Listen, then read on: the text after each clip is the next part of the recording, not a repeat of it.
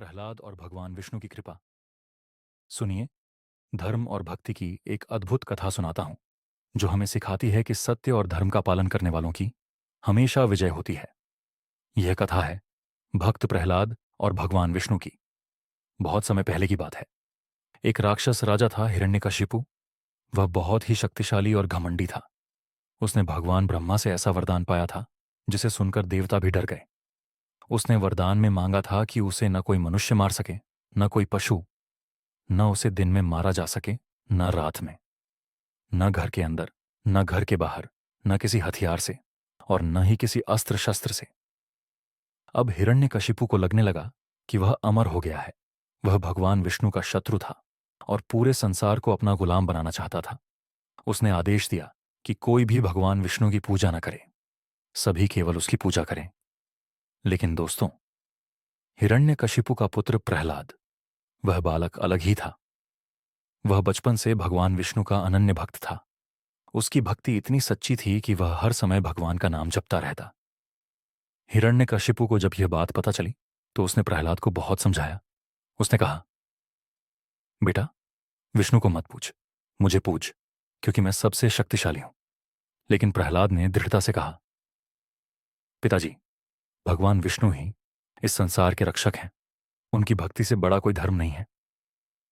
हिरण्यकशिपु को बहुत गुस्सा आया।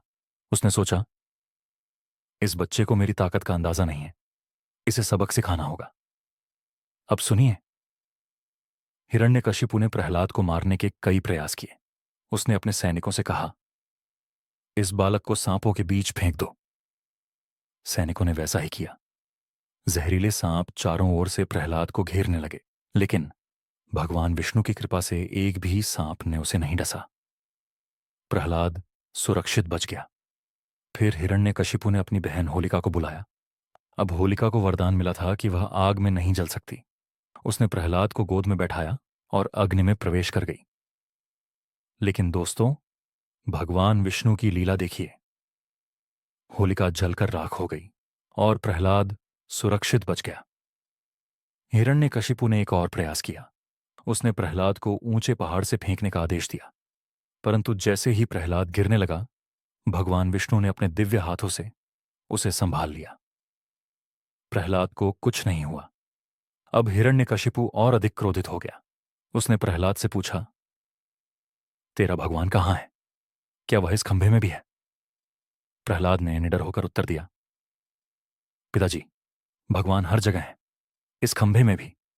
हिरण्यकशिपु ने क्रोध में आकर खंभे पर प्रहार किया, और देखिए, खंभा टूटते ही उसमें से भगवान विष्णु नरसिंह अवतार में प्रकट हो गए। उनका रूप अद्भुत था, आधा मनुष्य और आधा सिंह।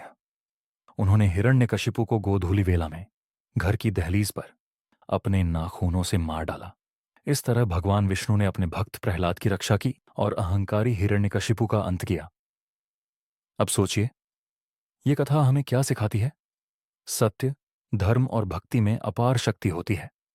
प्रहलाद ने यह सिद्ध कर दिया कि भगवान अपने भक्तों की रक्षा हमेशा करते हैं, और जो अहंकार करता है उसका अंत निश्चित है।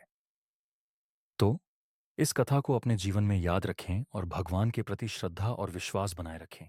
यही सबसे बड़ा धर्म है।